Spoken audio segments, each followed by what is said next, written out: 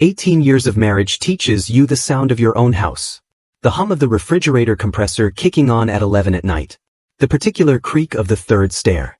The one that always gave away Jake sneaking down for a midnight snack when he was younger. The way Renee's key ring hits the bowl on the entry table. 2 jingles, then silence, then her voice calling out something about traffic on the 101. I could have drawn you a map of that house with my eyes closed, and for a long time, I thought I could do the same with my marriage. We live on East Cactus Wren Road, a quiet street in Scottsdale with Palo Verde trees that drop yellow petals on the driveway every April, the kind of mess you complain about while secretly liking how it looks. I'm 49.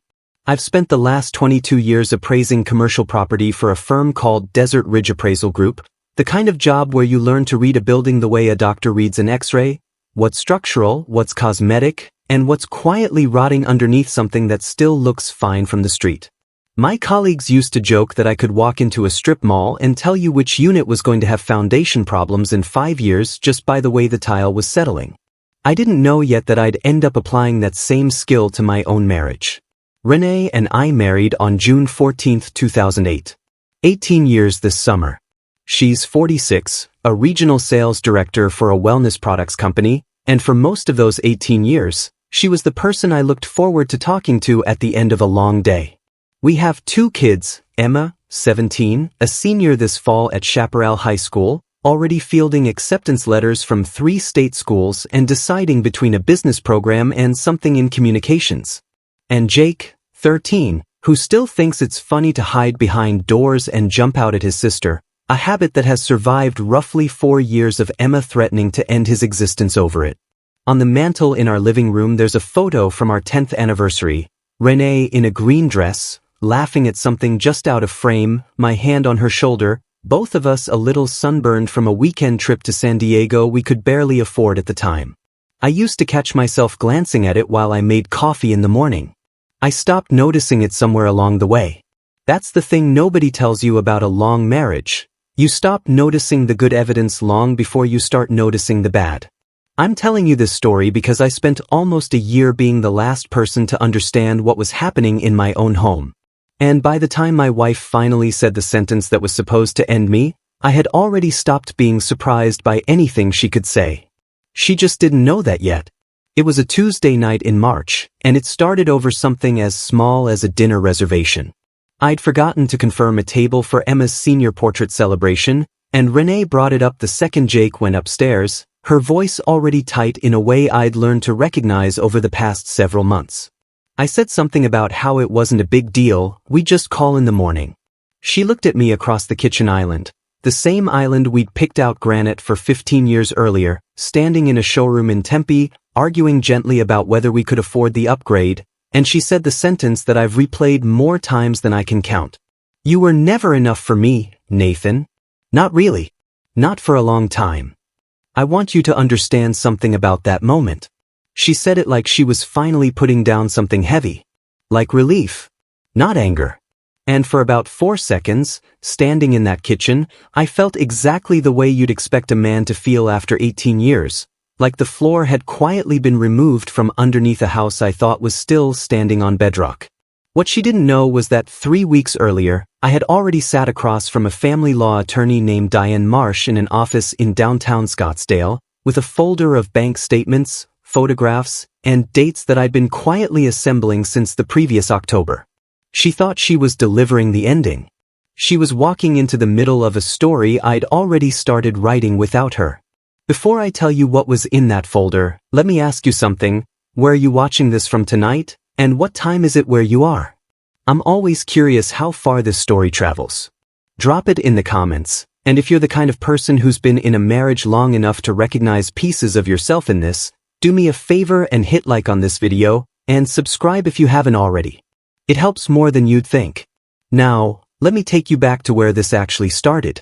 Renee and I met at Arizona State University in the fall of 2003, in a shared statistics class neither of us particularly wanted to be in.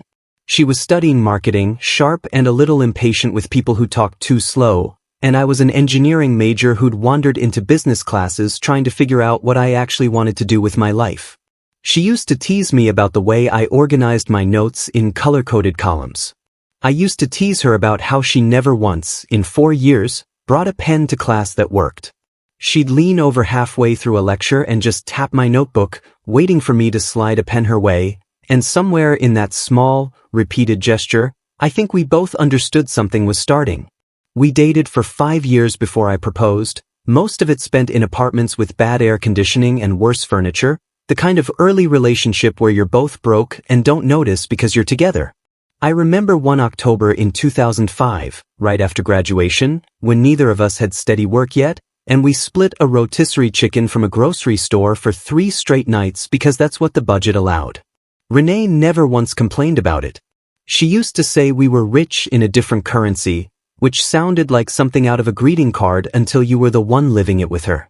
We got married on June 14, 2008, in a small ceremony at a resort in Carefree, 40 guests. A string quartet Renee's mother insisted on and complained about the entire time because she thought the cellist rushed the tempo during the processional. I remember standing at the altar thinking I'd somehow talked a woman smarter and funnier than me into spending her life in the same house as mine. I didn't feel lucky in an abstract way. I felt it specifically, the way you feel a good meal in your stomach. We bought the house on Cactus Wren Road in 2009, right in the middle of the recession, which meant we got it for less than it was worth and spent the next 4 years slowly furnishing rooms we couldn't afford to furnish all at once. For almost 2 years, our dining room had a card table in it instead of a real one, and we used to joke that we were eating in the museum wing whenever we had people over. Emma was born that same year, in October, 6 weeks after we closed on the house, which meant our first winter in that home was a blur of moving boxes and formula and almost no sleep. Jake came 4 years later, in 2013, an easier baby by comparison, though Renee liked to say that was only because we'd already used up all our nerves on Emma. Renee took 2 years off after Jake and then went back into sales, starting as an entry-level rep for a wellness products company out of a strip mall office off Shea Boulevard, working her way up through 6 years of relentless travel and late nights until she made regional director in 2019. I was proud of her in a way that had nothing performative about it. I used to tell people at parties about her promotions before she'd even finished telling the story herself, which used to make her laugh and swat my arm and tell me to let her talk. We refinanced the house in 2021, dropped our rate 2 points, and used some of the equity to redo the kitchen, that granite island, a new range, the kind of project that takes 11 months longer than the contractor promises and puts a strain on every marriage that attempts it. There was a stretch in the spring of that year where our kitchen was a plywood subfloor and a hot plate on the back patio, and Renee and I ate takeout on paper plates in our own backyard almost every night for 2 months. We got through it. We always got through things. That was the story I told myself about us. Not that we never struggled, but that we were the kind of people who struggled well, who came out the other side of hard stretches closer instead of further apart. Looking back now, I can point to 2023 as the year the temperature in the house started to shift, even though at the time it felt like nothing. Renee started saying she needed something for herself, something outside of work and the kids and me. A gym membership at a new boutique studio in Old Town called Elevate Fitness. I thought it was a good thing. I encouraged it actually, told her to take the class time she wanted, that I'd handle pickup for Jake those evenings, that after 2 decades of putting everyone else first, she'd earned an hour a day that belonged only to her. I want to be honest with you. For most of that first year, there was nothing to notice. That's important, because I think people expect these stories to start with some dramatic red flag, and mine didn't. It started with something so small I almost feel embarrassed telling you about it now. It was the fall of 2024. Renee had been going to Elevate 3 mornings a week for about a year at that point, and she'd started working with a personal trainer there, a guy named Derek Whitfield, mid-30s, the kind of trainer whose Instagram is mostly shirtless gym mirror photos with inspirational captions about discipline and showing up for yourself. She mentioned him the way you'd mention any service provider. Derek thinks I should switch up my routine. Derek's doing a nutrition thing, I might try it.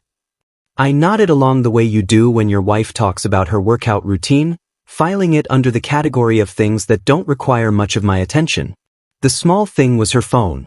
Renee had never been particular about her phone before. She left it on the counter, face up, passcode more of a formality than a barrier, I knew it, she knew I knew it, it had never mattered in 18 years. Sometime around October, she started turning it face down. Not dramatically. Not like she was hiding a body. Just face down, every time, a habit so smooth I almost didn't register it as a change until I caught myself noticing it 3 separate times in the same week. Then there was the scent. Renee had worn the same perfume for years, a bottle of something French she'd buy at the Scottsdale Fashion Square counter twice a year, at her birthday and around the holidays.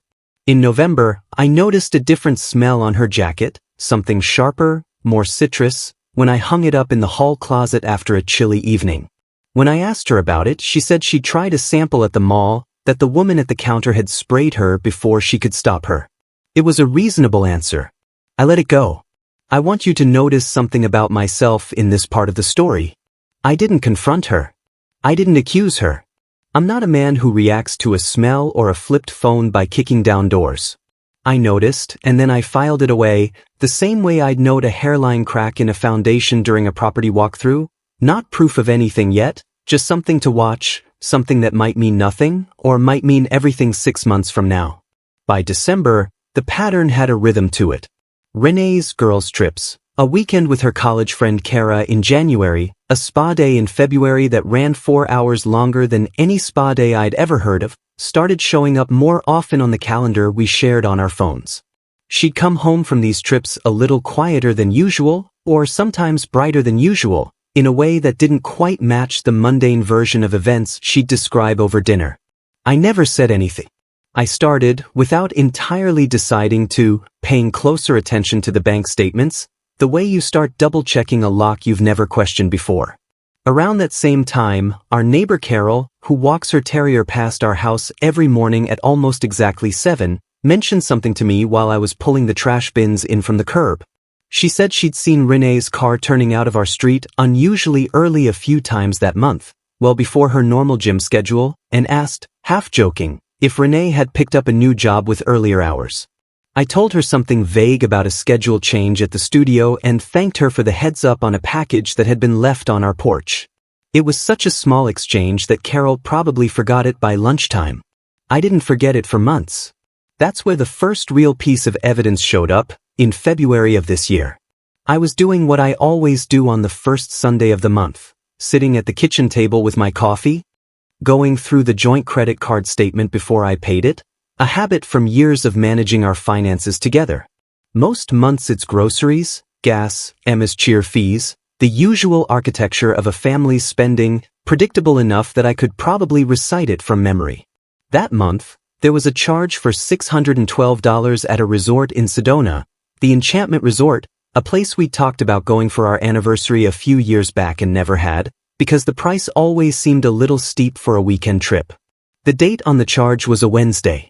Renee had told me that Wednesday she was in Phoenix for a regional sales meeting, an overnight trip she'd taken a dozen times before without incident, always coming home the next afternoon with stories about which colleague said what in the conference room. I sat with that charge for a long time. My coffee went cold in front of me while I read the same line item 4 or 5 times, as though it might resolve into something ordinary if I looked at it long enough. I didn't say anything to her that day. I want to be clear about why. It wasn't because I was calm, or because it didn't hurt. It was because I already knew, somewhere underneath the part of me that was still hoping for an innocent explanation, that if I asked her about it directly, she would have an answer ready, and I would have no way of knowing if it was true. I'd spent enough years in my profession reading numbers that don't add up to know that the moment you tip your hand, the other side stops leaving evidence lying around. So instead, I started keeping a folder.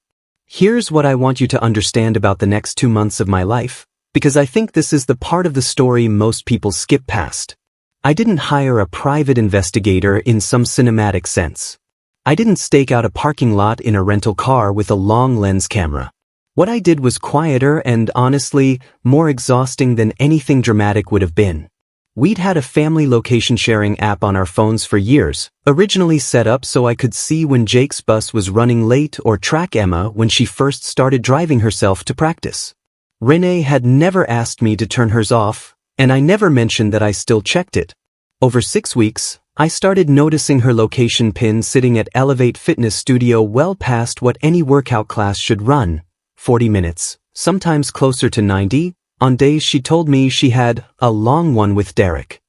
I'd sit in my car in our own driveway some evenings, engine off, just looking at that little blue dot on a map, trying to decide what it did and didn't prove. I went back through 8 months of credit card statements, not just the joint account but a secondary card in her name that I still had visibility into, and found 4 more charges I couldn't account for, 2 more Sedona hotel charges, a jewelry store in Old Town for $380 I never received anything from, and a florist charge on a Tuesday in January, the week of what would have been an entirely unremarkable date on our calendar. I printed each statement, highlighted the charges in yellow, and wrote the date and my best guess at an explanation in the margin, the same way I annotate a property file before I walk it.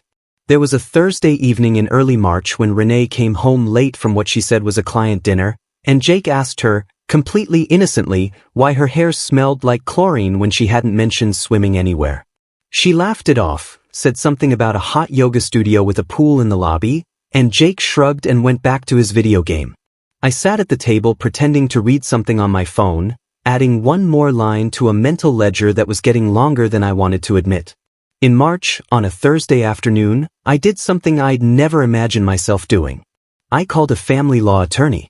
Her name was Diane Marsh, an office off Camelback Road with a reputation, according to a colleague of mine who'd gone through his own divorce 2 years earlier, for being direct and unemotional in exactly the way I needed.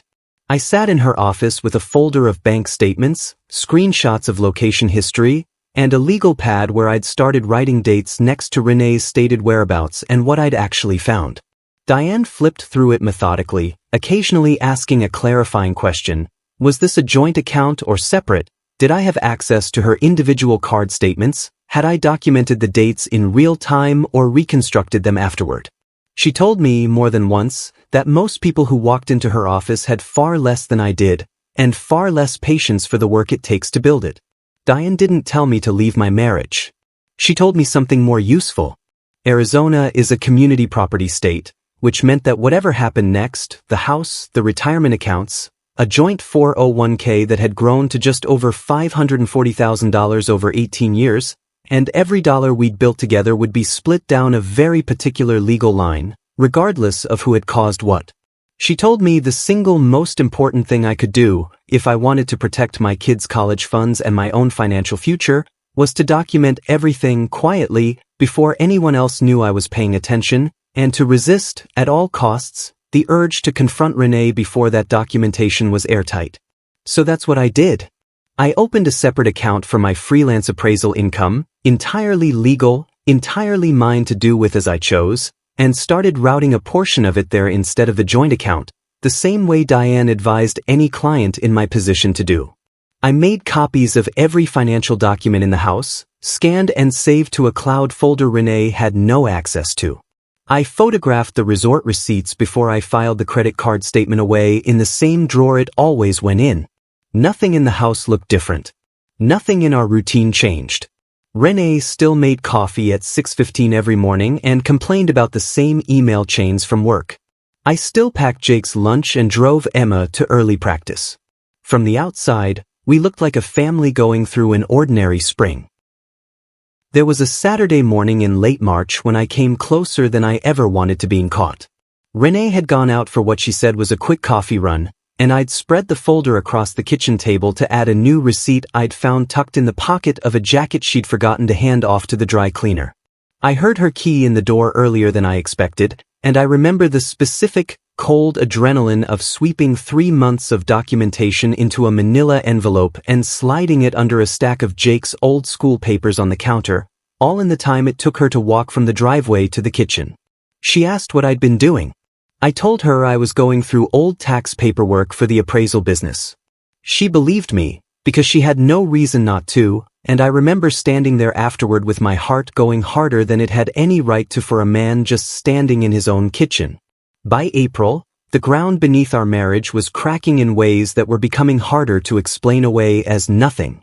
It was Jake, 13 years old and utterly without an agenda, who handed me the next piece without even realizing what he was doing. We were driving back from his baseball practice on a Tuesday evening, and he mentioned, completely offhand, that he'd seen Mom's car in the parking lot at Elevate when he and a friend walked past it on their way to get ice cream, at 8:40 at night, 2 hours after her last class of the day should have ended. Her car was just sitting there, Dad, with like nobody else in the lot, he said, more curious than concerned, already moving on to a story about his friend's new skateboard. I asked a casual follow-up question, kept my voice level, got the details I needed, and let the conversation move on to whether he thought the Diamondbacks had a shot at the wild card this year. I didn't sleep much that night. I lay next to Renee, who slept the untroubled sleep of someone who believed she was still undiscovered, and I thought about how strange it is to lie perfectly still next to a person while your entire understanding of your life quietly rearranges itself in the dark. At home, Renee had started saying things that, on their own, meant nothing, but stacked together meant something. I think I need some space to figure out what I actually want. You and I used to want the same things, and I don't know if we still do. Sometimes I feel like I disappeared somewhere in the last 10 years. She said these things the way people say things when they've already made a decision and are just waiting for a convenient moment to announce it. I recognized the tone because I'd used something like it myself once, years earlier, when I was quietly deciding to leave a job before I told anyone I was job hunting. There's a particular cadence to someone narrating their own exit while pretending they're still asking a question. One Sunday in mid-April, Emma, 17 and more perceptive than either of us gave her credit for, asked me directly at breakfast if everything was okay with me and Mom. I told her things were fine, that marriages have quiet seasons, and she looked at me for a long moment with an expression that told me she didn't fully believe it, before going back to her cereal. I remember thinking, not for the first time, that kids notice far more than we ever give them credit for, and that I owed it to both of mine to handle whatever was coming without letting it become the defining story of their teenage years. The night everything actually surfaced was a Sunday in early May.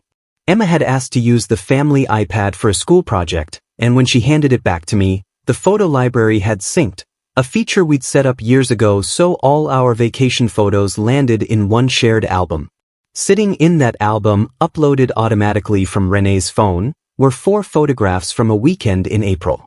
Renee and Derek Whitfield, at a resort balcony that was unmistakably Sedona, red rock visible behind them, his arm around her waist in a way that wasn't ambiguous, both of them laughing at something, a bottle of wine on the table between them. I sat with those photographs for 11 days before I said anything to her. 11 days of making breakfast, driving carpool, sitting across from her at dinner, listening to her talk about a client account in Tucson, while carrying the specific, cold knowledge of exactly what she'd been doing for the better part of 8 months.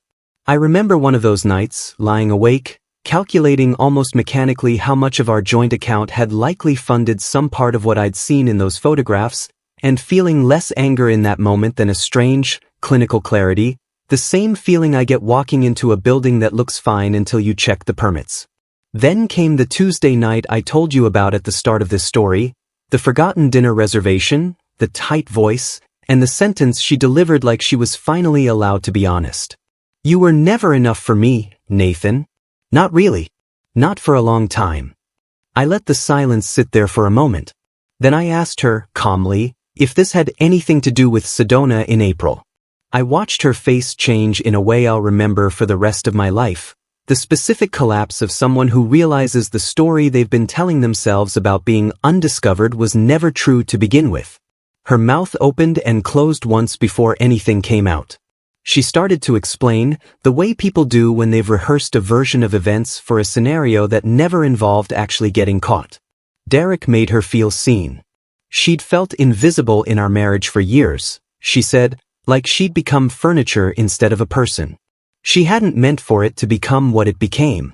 She said the word, sorry, 3 times in under a minute, though none of the 3 sounded quite like they were meant for me. I let her finish. Then I told her about Diane Marsh. I told her about the folder, the resort charges, the jewelry store, the florist, the location history spanning back to October, all of it organized by date, most of it already reviewed by an attorney who'd been preparing paperwork for 6 weeks. I told her that I understood, better than she probably expected, exactly what our joint accounts, our retirement savings, and our house equity looked like on paper, because I'd been documenting it since February with more precision than most people bring to their own taxes. I watched something shift in her expression as I spoke. Not guilt exactly, but the particular disorientation of someone realizing the balance of power in a room had already changed weeks before she opened her mouth. I want to tell you something about that moment that I think matters more than anything else in this story. I didn't raise my voice. I didn't call her names. I didn't throw anything or storm out or do any of the things you'd expect from a man who just found out his wife of 18 years had been lying to him for the better part of a year. I sat at that same granite island, the one we'd argued gently about affording 15 years earlier, and I told her, in a level voice, that I'd already retained an attorney, and that whatever came next was going to happen on documented, defensible terms, because I had learned a long time ago in my own career that the person holding the paperwork is rarely the person who loses. She had walked into that kitchen thinking she was the one delivering the ending.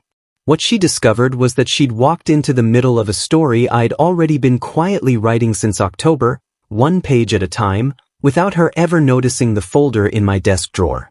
The months that followed were not dramatic in the way movies make these things look. There was no screaming, no thrown furniture, no dramatic scene in a parking lot.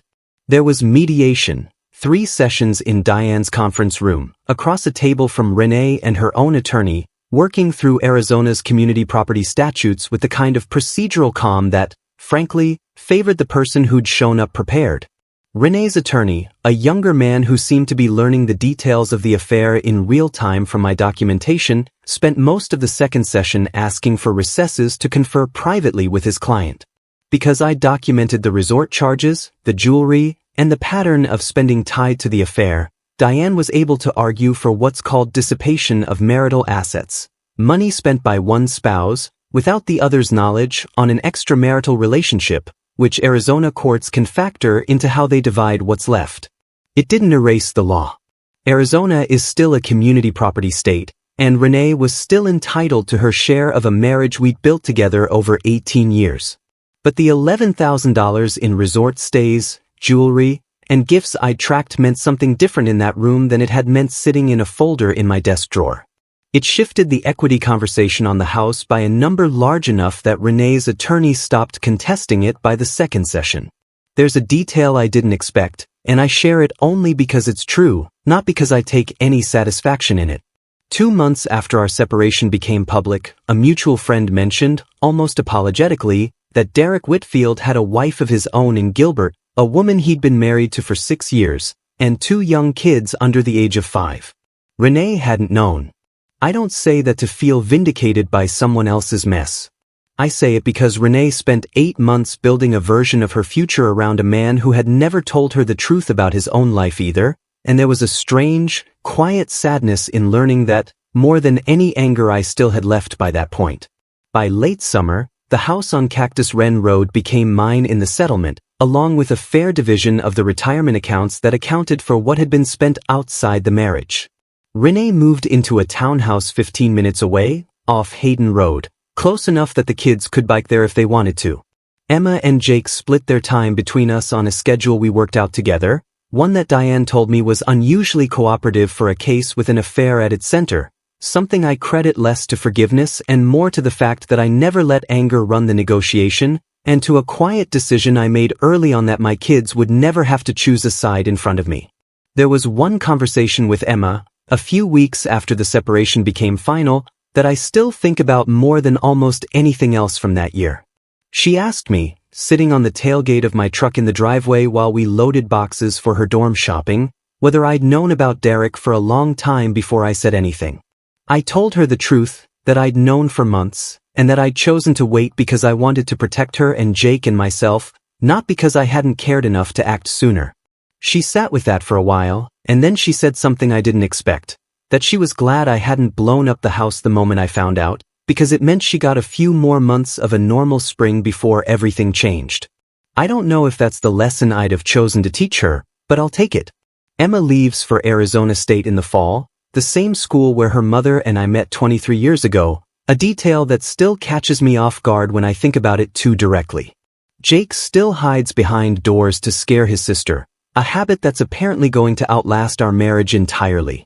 I make coffee at 6:15 every morning now, alone, in a kitchen that still has that same granite island, and some mornings I still catch myself glancing at the photo from our 10th anniversary, which I've left exactly where it was. Not out of nostalgia. Out of the same instinct that made me document everything in the first place. Some things are worth remembering accurately, not just comfortably. People sometimes ask me if I regret not confronting Renee the moment I found that first resort charge in February. I don't. I think there's a version of that year where I react immediately, out of hurt, and lose every piece of leverage I'd need 6 months later to protect my kids' college funds and my own future. I'm not proud of the quiet months where I said nothing while I knew everything. I'm proud of what that quiet made possible. If there's one thing I'd want another man listening to this to take with him, it's this: you don't have to raise your voice to protect your life. Sometimes the strongest thing you can do is keep making coffee at 6:15, keep showing up for your kids' baseball games, and let the truth build its own case while you stay exactly who you were before any of it started. Renee thought she knew exactly who she was talking to that Tuesday night in the kitchen. She had no idea I'd already stopped being the man who could be caught off guard. 18 years taught me the sound of that house. It also taught me, in the end, the sound of my own composure, and that turned out to be worth more than anything she took with her when she left.